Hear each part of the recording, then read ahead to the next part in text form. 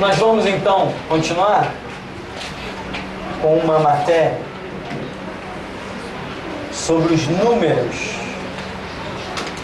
e os significados. Eu sei que vocês já sabem, mas estamos seguindo. Os números na Bíblia falam tão profundamente quanto as palavras. Aqueles que atentarem para esse fato descobrirão detalhes que os levarão a altíssimas posições espirituais. Que altíssima posição espiritual é essa? É porque tudo na nossa vida acontece mediante conhecimento. Então, se você tem certos conhecimentos, você tem aí a chance de crescer espiritualmente. Porque sem o conhecimento da Bíblia, das coisas espirituais, você simplesmente não cresce. Aquilo que você deveria crescer em um ano sem a Bíblia, você vai demorar o quê? A vida inteira e talvez não chegue lá. Porque sem esse conhecimento da revelação bíblica, fica muito complicado, né? Por isso que Deus preservou a Bíblia dessa maneira assim, tão poderosa para nós ao longo desse tempo todo. Então, os números têm seus significados. Muitas vezes nós já ficamos pensando que íamos nos deparar com um monstro quando vimos a besta que tem 7 cabeças e 10 chifres. Tem gente aí até hoje esperando aparecer uma besta com 7 cabeças e 10 chifres. Eu soube de um rapaz que falou assim, quem me contou essa história foi um pastor. Ele disse assim, olha, fulano disse que Apocalipse ele não lê, porque se ele lê Apocalipse ele nem dorme. Por quê? Por causa da besta. Não existe besta nenhuma. A besta é um sistema de governo. Não, ele ficava imaginando uma besta com 7 cabeças, 10 chifres. Quer dizer, ainda tem chifre aí que tem cabeça com uma proporção de chifre aí complicada até. Então não é essa a realidade. Esses números 7 tem o significado, o número 10 tem significado, cabeça tem significado, chifre tem significado. Mas sem conhecimento não vai a lugar nenhum. Vai pensar que vai aparecer um monstro sobre a terra. Está esperando, quando o monstro aparecer eu vou me converter. O monstro já está por aí, ó. Um tempão e tem gente perdendo tempo. Então, nós vamos ver aí. O número 1. O número 1, normalmente 1 está relacionado, como diz aí, com aquilo que é absoluto, né? Nós usamos a expressão Deus é único. Embora sabemos que Deus é o Pai, o Filho e o Espírito Santo. Esses 3 exercem o poder que está centralizado em apenas 1. Então Deus é absoluto. Deus é absoluto. E tem Jesus, a segunda pessoa da Trindade, e o Espírito Santo, a terceira, que prestam obediência a Deus. Então, quando nós dizemos Deus é absoluto, Deus é absoluto. O Pai é absoluto. Ele é soberano. O que é ser soberano?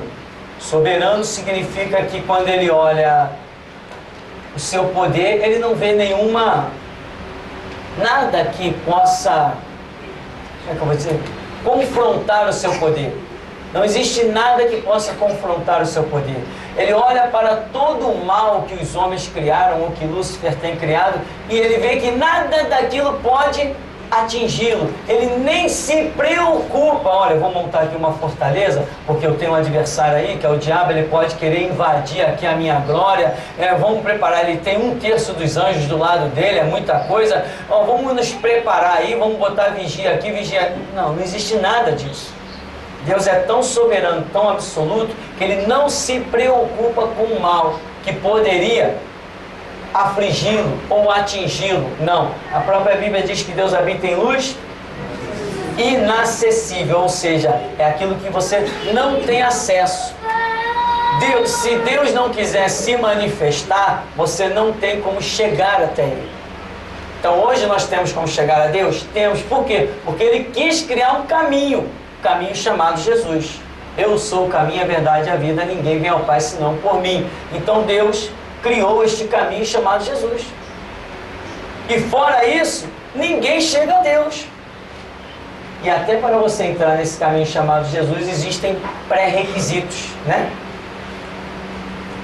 Então, um representa o absolutismo, né? Aquele que está acima de todas as coisas. Tudo que existir está abaixo de Deus. Não tem nada equiparado a Deus. Até Jesus que disse assim, como eu venci, o Pai me dá que eu me assente com Ele no seu trono. Todo que vencer, sentar-se-á comigo no meu trono. Mesmo que Jesus tenha dito que está sentado com o Pai no seu trono, ainda assim o Pai continua maior que Ele. Se Ele é filho, significa que Ele veio à existência depois, né? Duas coisas que surgem ao mesmo tempo, um é pai do outro? Não. Nós entendemos por pai aquele que surge primeiro e por filho aquele que surge depois. Filho é aquele que é descendência de um outro ser. Não é isso que nós entendemos?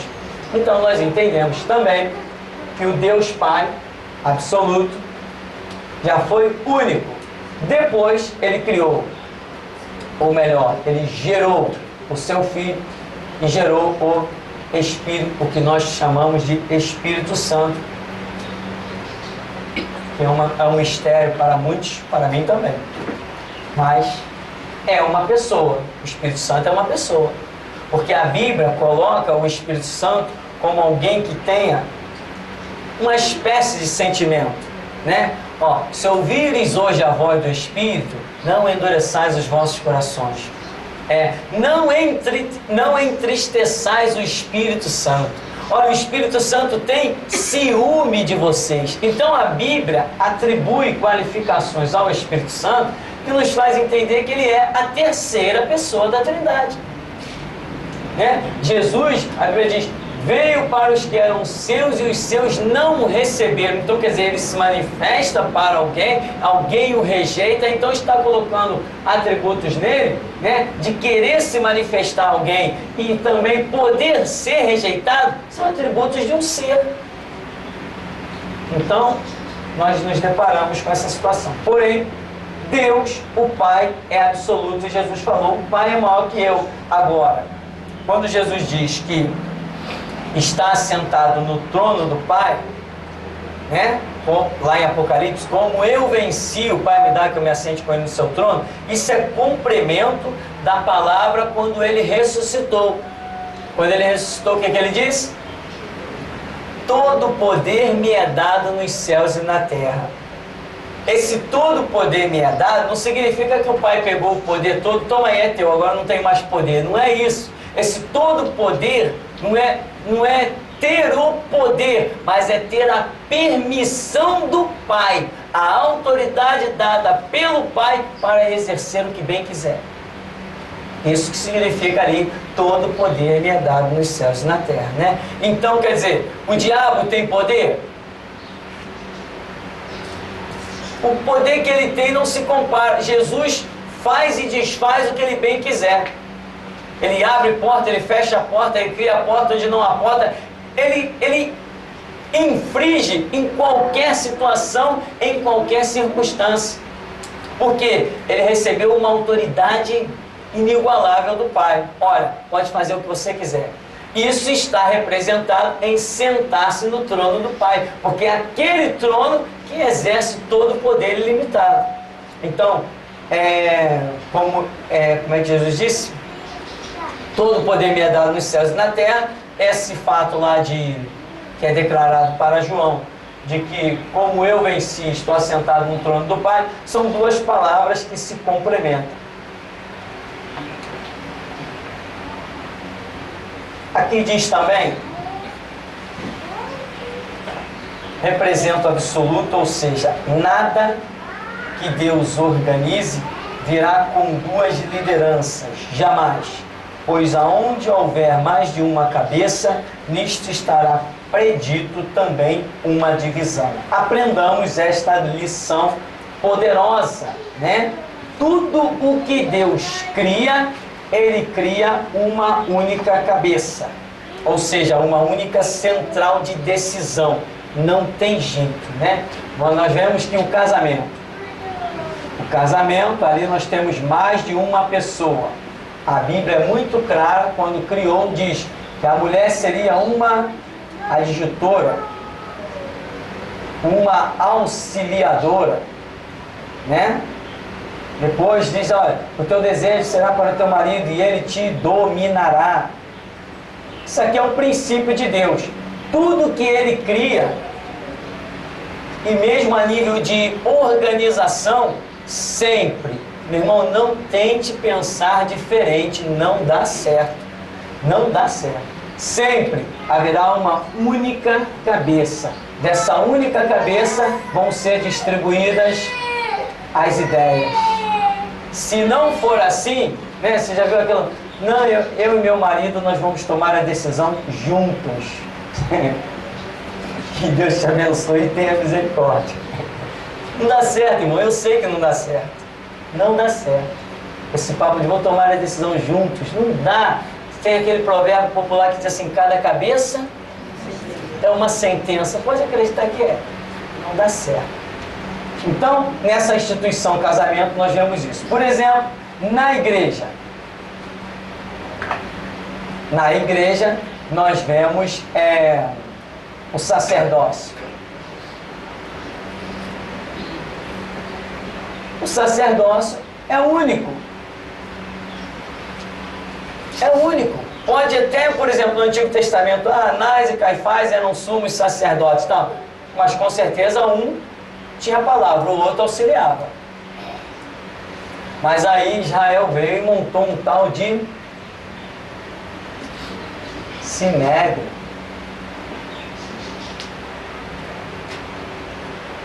Não montou?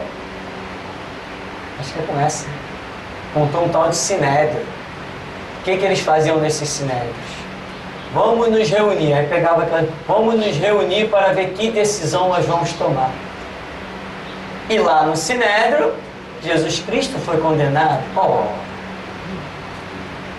Se o Sinédrio foi tão inspirado assim por Deus, justamente no Sinédrio Jesus Cristo foi condenado? Não. Eu não vi ninguém naquele Sinédrio se levantar e dizer assim, não podemos fazer isso, está errado. Ninguém se levantou. Então a voz de Deus não estava no Sinédrio. Se o sacerdócio estivesse de pé, mas não estava, era Caifás, né? Não estava, então não recebeu nada de Deus, burros na água e a caminho do inferno. Agora, baseado nisso aqui, nós vemos outras coisas. O sistema do mundo. Hoje o mundo tem um presidente, não tem? E ele toma decisões? Aonde? Não funciona. Quem é que toma decisão? É o Senado, é isso? Congresso? Vocês entendem de política melhor do que eu. Então o Congresso toma as decisões. E o presidente só ou assina ou não assina, sei lá, tem uns rolos desses aí. Não dá certo. Não dá certo. 50 pessoas para votar numa determinada lei. Não dá certo.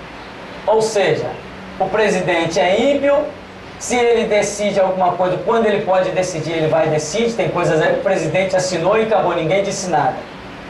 Agora, se ele é ímpio, se ele tem uma visão totalmente errada, ele toma decisões totalmente erradas e a sociedade vai se arrebentando por aí. Agora, no sacerdócio é diferente. Quando o sacerdote realmente está ligado com Deus e recebe do Senhor, aí, né, as coisas vão acontecendo corretas. Se houver realmente a revelação, né? Tem que buscar em Deus e tomar decisões mediante a direção de Deus, né? Como nós dizemos, hora de decisão é hora de oração. se tomar decisão sem a oração, sem esperar Deus falar, né? Tem aquelas pessoas, eu já vi muito isso. Não, eu já orei e vou fazer. Não, já orei e que Deus falou. Não, Deus não falou nada, então não faça nada. Você orou? Espera Deus falar. Deus fala de muitas maneiras e fala na hora que Ele quer.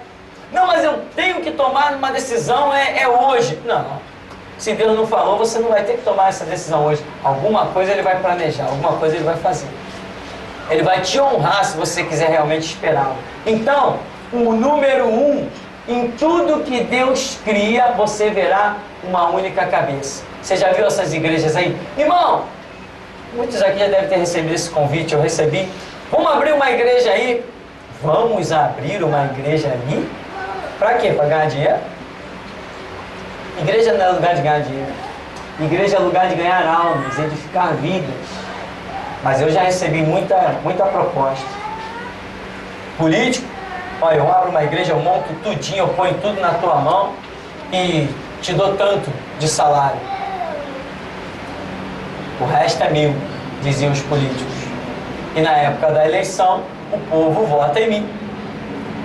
Vocês não receberam essas propostas, não? Espera só mais um pouquinho que vocês vão receber. Não há nada novo debaixo do céu. Então, o que Deus cria vem com uma única administração. Não tem jeito, não adianta. Não adianta tentar diferente. Isso aqui nunca vai se dividir. Não vai. Não vai. É um mesmo, não é esse um falso aqui, né? Você já viu igreja com 2 pastores? Você já viu um pastor empregado? Conhece, né? Quem conhece aí pastor empregado? Bastante gente. Não sou eu não, que vocês conhecem. Né? Ó, pastor empregado, o que acontece? A igreja monta uma sede. A igreja monta uma sede. Aí daqui ela abre uma congregação ou uma filial, né? Agora é filial. Hã? Agora é filial, né? Agora é filial. Então, quer dizer, aí ela põe um pastor aqui que ele pensa que é pastor. As decisões saem todas da sede. Aí diz assim, ó, você faz isso, ó, você faz aquilo, ó, você faz aquilo outro. Esse camarada que está aqui, ele é pastor? Claro que não. Mas ele pensa que é. De repente está ganhando lá 5 mil reais, ele acha até que está bem, pô, estou ganhando 5 mil reais. Tem dessas organizações grandes aí, tem pastores que chegam a ganhar 25 mil por mês. Ele diz assim, estou bem como empregado, 25 mil por mês, o que ele quer mais? Ele é um escravo, não tem salvação e vai para o inferno. E além de estar matando outros, mas ele não está nem aí, ele está vivendo bem. Então, um pastor de uma congregação ou de uma filial, mas que ele não pode fazer nada, ele depende de tudo do que um camarada diz lá na frente, então ele não é, na verdade, pastor. Ele não tem chamado nenhum, ou se tem, está perdendo. Ele não pode, ele está aqui condicionado ao que uma sede tem a dizer para ele. Isso aí, meu irmão, não tem nada de Deus nesse negócio. Um grande exemplo desta maldição e aberração são hoje as Assembleias de Deus. Um grande exemplo disso são as Assembleias de Deus. Uma verdadeira aberração. Coloca lá um palhaço assalariado para receber dízimo e oferta para eles da sede.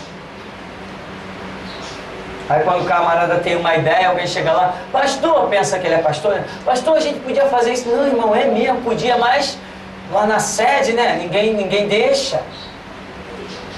Aqui em cima tem uma Assembleia de Deus. Eu estive lá conversando com o pastor. Aí, lá é uma filial do campo de São Cristóvão.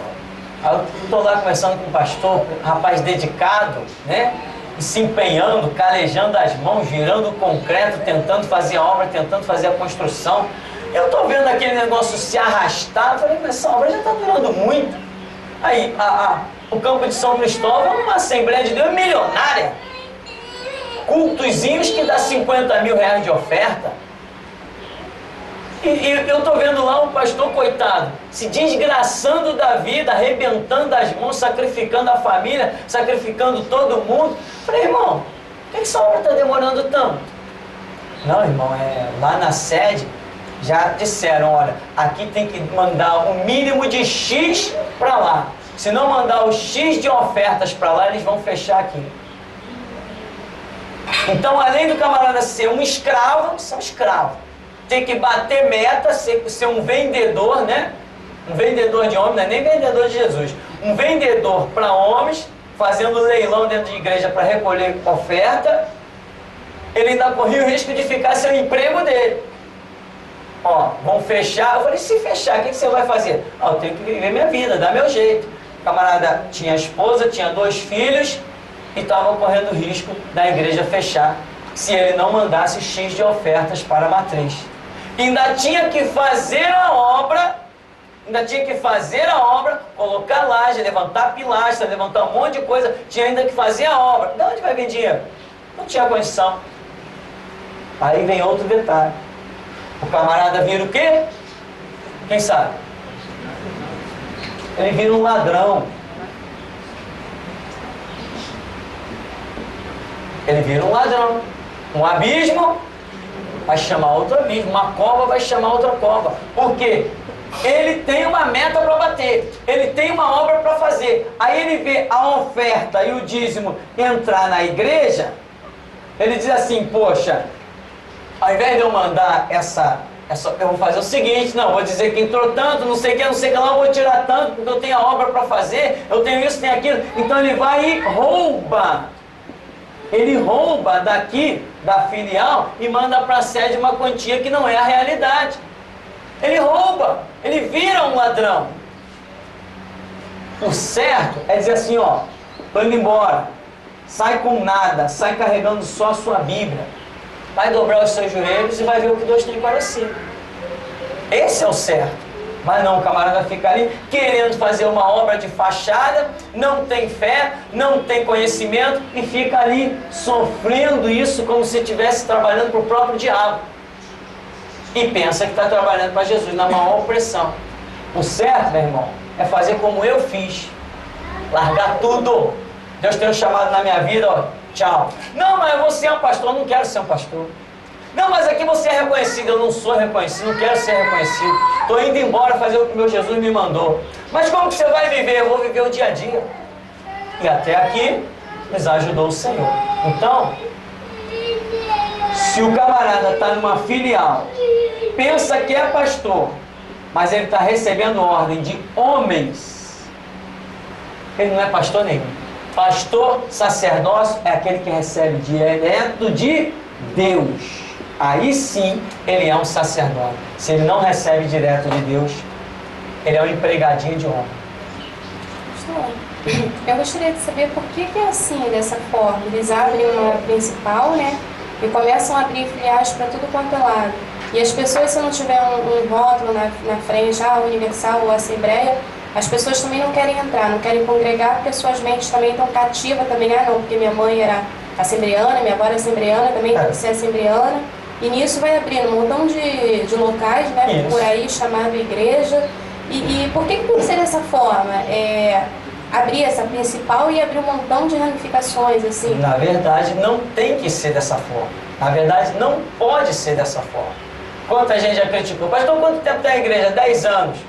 E quantas igrejas tem? Ué, tem uma. Tem uma. Ué, mas 10 anos e só tem uma igreja? Eu falei, uma só é o bastante. Estamos alcançando os 4 cantos da terra com uma igreja. Porque qual é a visão? Eu pego um camarada, boto ele lá, salariado por mim, para abrir igreja não sei aonde. Não, meu irmão, o ministério é meu. Eu tenho ministério. Se a igreja que está em tal lugar é minha, eu tenho que estar lá para edificar o povo. Eu tenho que estar lá para pregar, para edificar com o meu ministério, para orar com o meu ministério, para Deus operar através da minha vida. Então, aí eu vou e abro uma igreja lá, como já tive propostas, em Minas, em Campos, em outros bairros aqui adjacente ao centro do Rio, aí eu boto pessoas lá, olha irmão, você assume lá, você assume lá, você assume lá, você assume lá, tá bom. Aí chega uma pessoa lá enferma, chega um endemoniado, chega uma hora que uma pessoa quer aprender de Bíblia, eu não estou lá. Então o que acontece? Essas pessoas que foram para lá, foram na hora de Deus? Foram projetos de Deus? Não foi. Porque eu entendo que Deus se manifesta a cada um diretamente e individualmente. Deus se manifestou a mim, Ele vai se manifesta ao outro, Ele vai se manifesta ao outro, e assim Ele vai se manifestando a cada um pessoalmente. Se não existir uma manifestação pessoal de Deus, não existe ministério. Se eu chegar para alguém, poxa irmão, assume um trabalho lá. Se é um projeto de Deus, Deus já falou com aquela pessoa. Se não tiver falado com aquela pessoa, não tem projeto de Deus nisso. Porque cada passo que Deus quer dar, Ele vai se manifestando a cada um individualmente. Mas as pessoas fazem o quê? Quanto mais igreja, mais dinheiro. Irmão, quanto mais igreja, mais dinheiro. Eu conheci um grupo de mercenários, eles abriram uma igreja bem aqui embaixo, bem pertinho aqui embaixo. Só que eles abriram a igreja aqui e eu já conheci a matriz deles. Eu fui na matriz deles. A matriz, né? A sede. Quando eu cheguei lá na matriz, eu ia passando na porta e falei, vou fazer uma visita aí nessa igreja. Aí entrei. A matriz da igreja, ela tinha 3 pessoas. Era o pastor, a esposa e o irmão da esposa, o cunhado do pastor. A igreja tinha 3 pessoas. Qual o problema? Nenhum problema, porque Jesus, quando nasceu no mundo, foi Ele só e hoje está em milhões aí. Não é esse o problema. A questão é que esses estúpidos, depois que estavam há um mês num local, lá na Rua da América, esse grupinho veio e fundou uma outra igreja aqui, pertinho aqui embaixo. Não sei como chama aquela rua ali, Carmo Neto, uma coisa assim. Então você pode imaginar uma coisa dessa? Uma igreja com 3 membros nessas condições, e o camarada foi e abriu uma outra igreja. Falei, e aí, irmão, abrimos um trabalho lá? Eu falei, abriu o trabalho? Eu falei, estou diante de um estúpido mercenário. Como? Se o camarada tem um lugar com 3 membros contando com ele, como que ele ainda quer abrir outra igreja?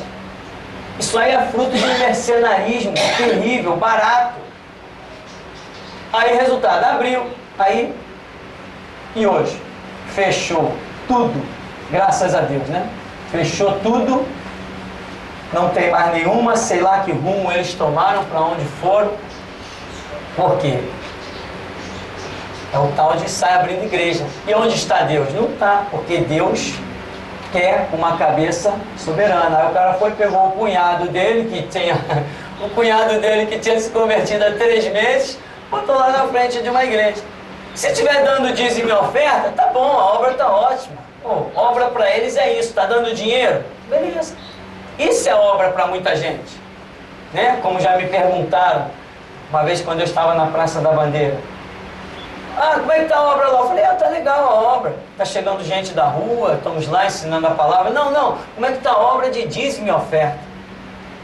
Foi o que me perguntaram. Ué, como é que vai a obra de dízimo e oferta? Isso não tem nada a ver com a obra, meu irmão. A obra é o que nós estamos fazendo. Telefonemas da Alemanha, telefonemas da Itália, telefonemas do Japão, as pessoas impactadas. Imagina uma pessoa ouvir uma mensagem e não conseguir se conter, pegar no telefone lá da Alemanha e ligar. De tão impactante que foi a mensagem para ela. Isso é a obra. Mas essa pessoa da Alemanha não mandou nem um centavo para a gente. E quem quer um centavo? O que nós queremos é ver vidas edificadas. Essa mesma pessoa mandou um e-mail. Pastor, depois que eu descobri o site, a minha vida mudou completamente. Tinha não sei quantos anos de evangélica, mas agora eu encontrei nesse site todas as respostas que eu precisava. Que Deus abençoe a todos, abençoe a sua igreja, abençoe o seu ministério. Isto é a obra. A obra é isso. As pessoas encontrarem resposta. Isto é a obra. A obra não é dinheiro. Obra não é dinheiro. Graças a Deus, diga-se de passagem, somos uma igreja no alto de um morro, E aqui ninguém nunca chorou miséria. Vai ver as igrejas em volta aí. Vai ver as igrejas em volta aí. Todo mundo chorando miséria, que não tem dinheiro para isso, que não tem dinheiro para aquilo e para aquilo outro. Nós estamos aí realizando uma obra para chegar perto de uns 35 mil. Né? Do alto do morro. Não temos ônibus passando na porta, não tem ônibus próprio da igreja para buscar ninguém. Os irmãos vêm aí gastando passagem de ônibus, suando a camisa para chegar no alto desse morro. Ué, isto é a obra. A obra para mim é isso. Então, ministério levantado por Deus tem uma única cabeça.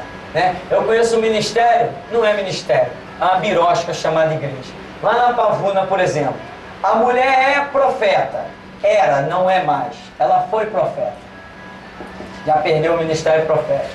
Aí o que fez? Como não podia na época assumir como pastora, porque o ministério onde ela estava, ela não aceitava pastora, empurrou o marido dela, o coitado, pobre coitado, empurrou o marido dela para dentro de um seminário. Ele fez um seminário, pegou um canudo de seminário, aí virou pastor. Quando virou pastor, a igreja está nominalmente no nome dele, a igreja está no nome dele, mas a mulher dele é que dá ordem para tudo. Ela faz e desfaz lá. Ela que diz se ele vai pregar, se ele não vai pregar. Ela diz tudo, ela diz tudo. Ela dirige a igreja. E ele, acreditando que ela ainda é profeta, deixa ela fazer tudo, tudo, tudo. Aqui não tem um ministério. Não existe direção de Deus. Então essas são as muitas situações que nós nos encontramos, aonde vemos que o número 1 não está presente, revelando a direção de Deus. Se existe Deus num negócio, então existe ali uma cabeça soberana levantada por Deus.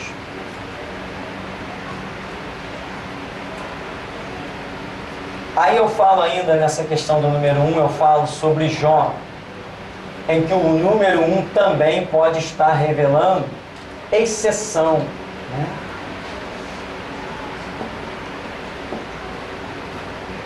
Ou seja, uma coisa que aconteceu e que não vai repetir-se mais.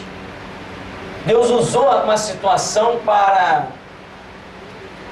deixar lições, né? Não é, veja bem, não é a exceção, irmão, não é uma exceção tipo que agora Deus permitiu que aquilo acontecesse contrário, né? Vamos dizer, contrário à sua palavra. Não, não existe exceção que contrarie a palavra de Deus. Aí que nós temos que ser profundos, muita calma, orar, pesquisar e esperar a revelação. Por exemplo, no livro de Jó, nós vemos Deus falar assim: viste tu, meu servo Jó, homem íntegro, reto, temente a Deus e desviando-se do mal. Qualidades. Aí o diabo, também tu coroou ele de bênção? Claro, ele está bem da vida, então ele é. Agora, toca nas coisas dele e tu vai ver se ele não blasfema de ti na tua face. Aí Deus vai e abre uma exceção. Aceita, vamos dizer, o desafio do diabo. Deus credibilizava tanto a Jó que disse assim: tá bom, ele está na tua mão. Arranca tudo dele, mas poupa-lhe a vida. Na vida dele tu não toca, o resto tu faz o que tu quiser. E pelo que entendemos, Jó, caramba, né? Jó passou por coisas que não é brincadeira não. Então isso aqui eu entendo que é uma exceção, em que Deus permite que o próprio Satanás devaste a vida de um ser humano. Acabou até a saúde de Jó, pelo que entendemos na Escritura, ficou complicada, problemática. Ele viveu com dificuldades em todos os sentidos, mas manteve-se de pé. Então aqui nós vemos uma exceção, porque a regra de Deus é que aquele que pertence a Deus, o maligno, não lhe toca. Essa é a regra. João escreve isso. Quem é de Deus vence o mal, e aquele que pertence a Deus, o maligno não lhe toca. Essa é a expressão, não me lembro exatamente a ordem das palavras. Então, aqui, o 1 revelou uma exceção. Porque não tem essa de o diabo tocar na vida de servo de Deus. Porém, Deus pode permitir sim que o diabo toque nos bens. Às vezes o crente está muito confiante nos seus bens, tal. Ah, eu tenho isso, eu tenho aquilo outro, eu estou bem. Então a pessoa está confiando naqueles bens.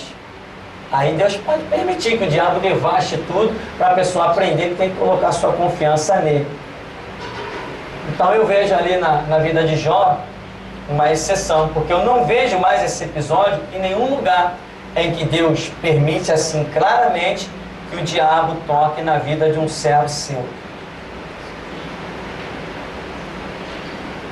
Só para concluirmos então, temos o número 2, e nós vamos dar uma paradinha aí.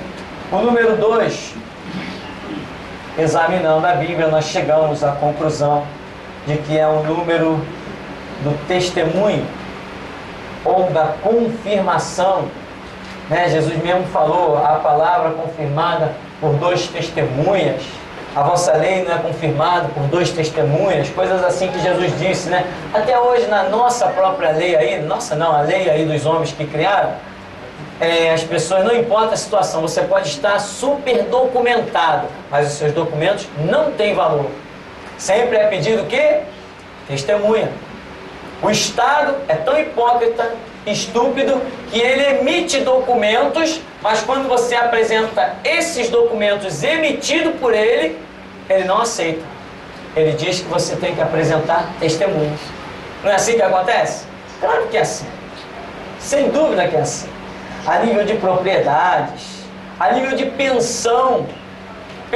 Ah, eu vim aqui requerer a pensão de fulano, eu vivia com ele, está aqui a certidão de casamento. Não, você tem que trazer testemunhas. Ah, mas aqui eu sou casada. Não, mas tem que trazer testemunhas. Ué, ele não emitiu um documento daquelas pessoas que estavam casadas? E agora que a pessoa apresenta o documento, ele pede testemunhas. É assim que o Estado funciona. Uma hipocrisia degeneralizada. Então o 2 na Bíblia, ele é apoio, confirmação, testemunho. Jesus enviou os seus discípulos de 2 em 2, isso aí está demonstrando. E todas as legislações sempre solicitaram 2 testemunhas, nós temos exemplos aí da Escritura. Também o 2 representa uma situação confirmada por Deus, na qual ele tem pressa em realizar. E aí temos na referência os sonhos de José, por exemplo, né? Os sonhos de José teve sonho, também Faraó teve sonho. José teve 2 sonhos, não foi isso? Foi dos feixes de trigo e das estrelas, né? Foi isso? Das estrelas? Foi.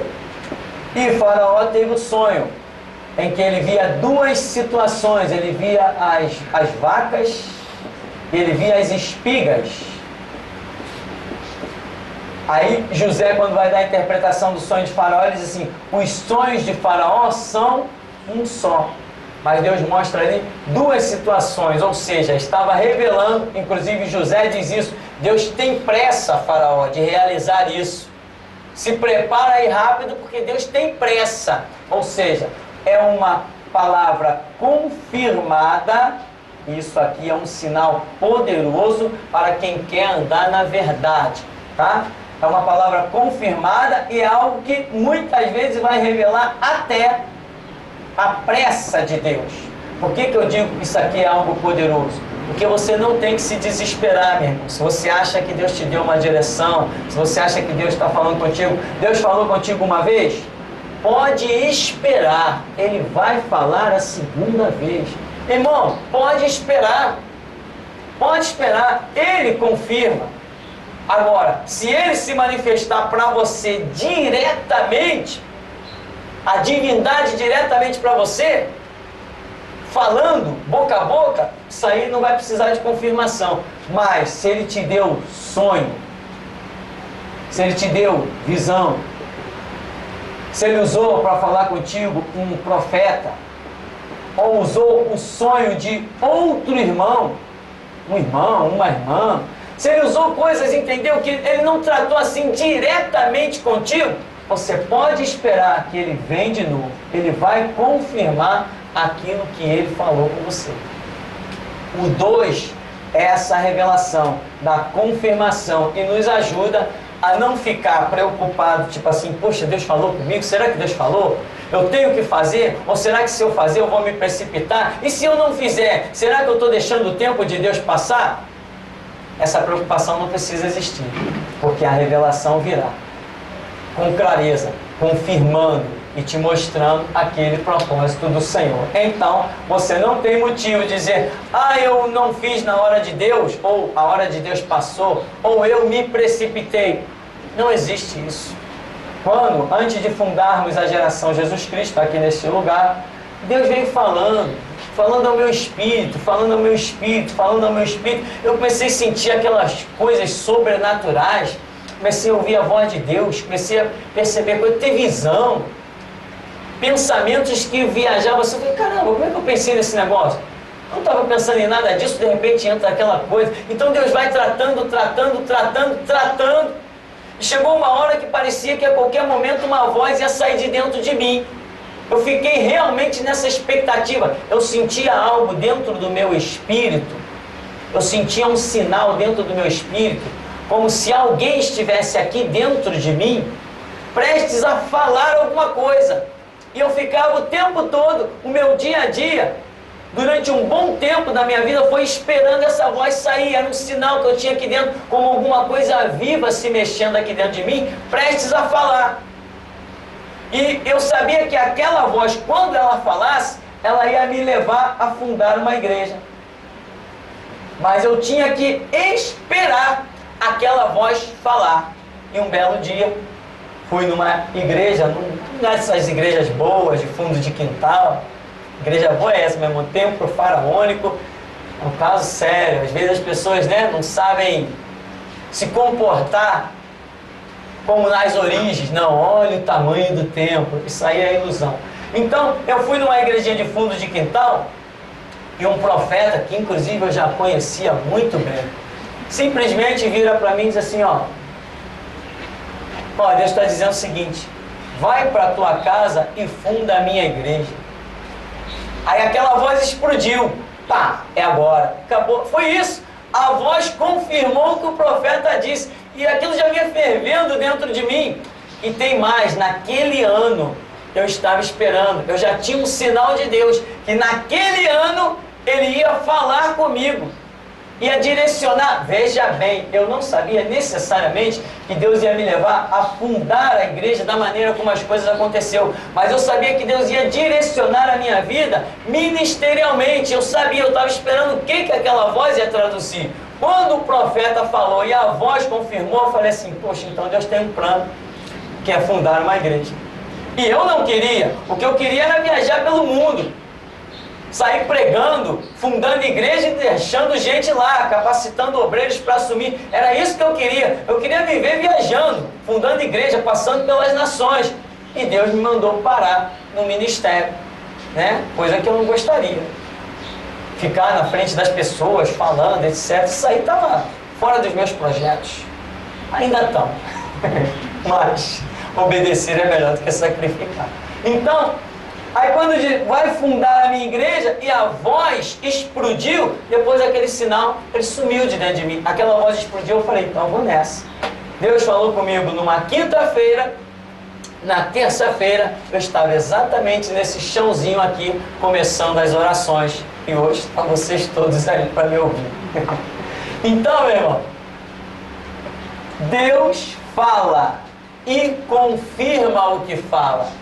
Não tem por que se precipitar. E olha que eu vi muita gente se precipitar. Eu esperei no banco só há pouco tempo. Eu fiquei no banquinho só isso aqui. Não é 1 mais 3 não, tá, irmão? É 1 dezena e 3 unidades. Eu fiquei no banco isso aqui. 13 anos de banco. Mas, irmão, eu vi tanta gente passar à minha frente, com tanto orgulho. Olha, eu tenho um trabalho aí, eu vou abrir um ministério internacional. Tem várias conjuntas. Aí o outro vinha me trazer a proposta. Recebi proposta da Nova Vida, recebi proposta da Universal, recebi proposta Batista, recebi proposta de Assembleia, recebi proposta de tudo que foi canto aí. Falei, eu não. Não, mas você pode, rapaz, você prega que é uma bênção, você entende de Bíblia. Eu falei, vou ficar quietinho com a minha Bíblia e meu entendimento, sentadinho no banco. O dia que Jesus falar comigo, eu vou para onde Ele me mandar, mas enquanto Ele não falar, eu não arredo o pé. O banco é meu e eu não abro mão, o meu lugar ninguém toma no banco. Outros, uns foram para a Barra, outros foram para o Espírito Santo, não aquele lá de cima, o Espírito Santo aqui da terra, né? Outros foram para Minas. Um disse que ia para os Estados Unidos, até hoje está por aí dirigindo o carrinho dele aí mesmo no centro da cidade. Não foi para Estados Unidos nenhum, a não ser se foi ali para aquela rua chamada Estados Unidos ali no centro. Então, não adianta pressa, porque a sua pressa não vai fazer o seu ministério vir à existência. O seu ministério virá à existência com dia e hora marcado. E eu, quando orava, eu dizia assim, Deus, eu quero ouvir do Senhor essa palavra já. O dia que o Senhor me disser que esta é a palavra, o dia que o Senhor me disser essa palavra aqui, vai ser o meu segredo com o Senhor. Se o Senhor me disser essa palavra, eu saberei que eu não estou errando. Não estou querendo ser alguma coisa, querendo aparecer, eu saberei que estou no centro da tua vontade. Esse é o meu segredo com o Senhor, é já. Eu guardei isso, nunca mais toquei no assunto. Um belo dia, começamos a oração ali dentro daquela casa ali. E começamos um dia na oração, quando Deus mandou, começamos a oração. No segundo dia da oração, tinha um profeta que se levantou e falou assim, olha, essa é a hora. Eu vejo um relógio na tua frente, esse relógio, ele vai girando, ele tem pressa. E Deus manda te dizer o seguinte, é já. Eu falei, agora sim. Agora eu estou tranquilo, agora o diabo que se cuide. Porque eu fiz o primeiro dia da reunião, acreditando na voz, acreditando no profeta, mas o sinal que eu tinha pedido. Porque senão eu faria a reunião, mas eu ia parar ela. Eu ia parar. O sinal para mim era importante. Deus me ouviu, eu cria que Ele tinha me ouvido, mas Deus, para não me deixar com nenhuma dúvida, veio e ainda disse assim, Deus manda te dizer, é já. Quando Ele falou, é já, irmão, aí eu desmontei. Eu falei, agora vamos nessa. Porque só 2 pessoas sabiam daquilo, ou melhor, 4, né? Eu, Jesus, o Pai e o Espírito Santo. Só nós 4 sabíamos que eu tinha dito, Deus, e eu em pensamento falei, Senhor, em pensamento, nem abri a boca, eu não abri. Quando o Senhor me disser essa palavra, já eu saberei que dali para frente é para mandar vir. E assim aconteceu. Então, meu irmão, Deus confirmou o quê? Sei lá quantas vezes Deus confirmou. Mas a palavra nos mostra que pelo menos 2 vezes Deus confirma o que Ele quer realizar. Amém? Não adianta pressa. Você não fará o seu ministério acontecer. Quando Deus olhou para você sendo concebido lá na madre, lá no ventre da sua mãe, Ele olhou e projetou que dali a tantos tempos você teria um ministério. Não adianta você querer no meio do caminho fazer o seu ministério acontecer. Não vai fazer acontecer em ponto final. Se fizer antes, não vai sobreviver. Todos os que foram antes de mim, eu posso te levar até eles. Um atrás de um balcão, o outro atrás de um volante, mas dirigiram a igreja. O outro numa plataforma da Petrobras, mas dirigiram a igreja. E eu estou aqui há 10 anos. Nada é mais precioso do que a obediência. Então arranca do coração essa história de querer ser alguma coisa. Queira apenas ser servo, tenha essa ambição. Jesus, me dá uma vassourinha para me varrer. Me dá uma franelinha para mim tirar um pó. Jesus, me deixa fazer alguma coisa e vai batendo. Enquanto Ele não te achar digno de usar uma franela, fica na tua, vai no banco. O banco é teu. O banco sempre tem espaço. E quando Ele te tira do banco, aonde Ele te põe, nem delegado, nem o inferno te tira. Mas tem que ser posto por Ele. Por Ele. Se você é posto por Ele, nada te arranca. Amém? Ficamos por aqui no número 2? Então vamos ficar por aqui, em nome de Jesus. Vamos agradecer ao Senhor, digno de honra, glória, louvor e adoração. Ó Deus Todo-Poderoso, nós te glorificamos nesta manhã, Senhor. Reconhecemos a tua bênção é que enriquece e não acrescenta dores. As tuas bênçãos, ó Deus, são mais do que o que se pode contar. Os céus manifestam a tua glória e o firmamento já anuncia a obra das suas mãos, ó Deus. E isto é mais do que o que alguém pudesse contar. Mas inclui-nos, ó Deus, neste teu projeto de glorificação do teu santo nome. Não que sejamos dignos, mas lembra das tuas misericórdias e do derramamento do sangue do teu Filho. Sustenta-nos, ó Deus, mantém-nos de pé para que o teu nome seja glorificado. Dá-nos graça. Deixa dia a dia passar a tua unção de cura em nosso meio, a tua unção de libertação, a tua unção de graça, de entendimento, ó Deus, de compreensão. Capacita-nos, ó Deus, a descermos as águas profundas do teu Espírito. Encher-nos, ó Deus, do teu Espírito para que os nossos lábios proclamem a grandeza de Deus. Que o tocar das nossas mãos, ó Deus, transmita a virtude do alto. Que o pisar dos nossos pés marque a terra com a tua graça, unção, autoridade e poder, Deus. Senhor, enche-nos e faz-nos transbordar, para que a armação dos nossos inimigos se torne laço nos seus pescoços, ó Deus. E que o teu nome seja glorificado. Mostra-nos as barreiras a serem derrubadas, Deus. Mostra-nos, ó Deus, as estradas a serem trilhadas, Senhor. Mostra-nos as almas a serem edificadas, resgatadas e restauradas. Mostra-nos as obras do diabo a serem desfeitas, Deus. Para que o teu nome santo, eterno, seja glorificado. Dá-nos graça, Deus, pois sem ti nada queremos e sabemos que nada podemos fazer. Assim glorificado seja o teu nome, em nome de Jesus. Amém. Amém, irmãos. Vamos em paz em nome de Jesus.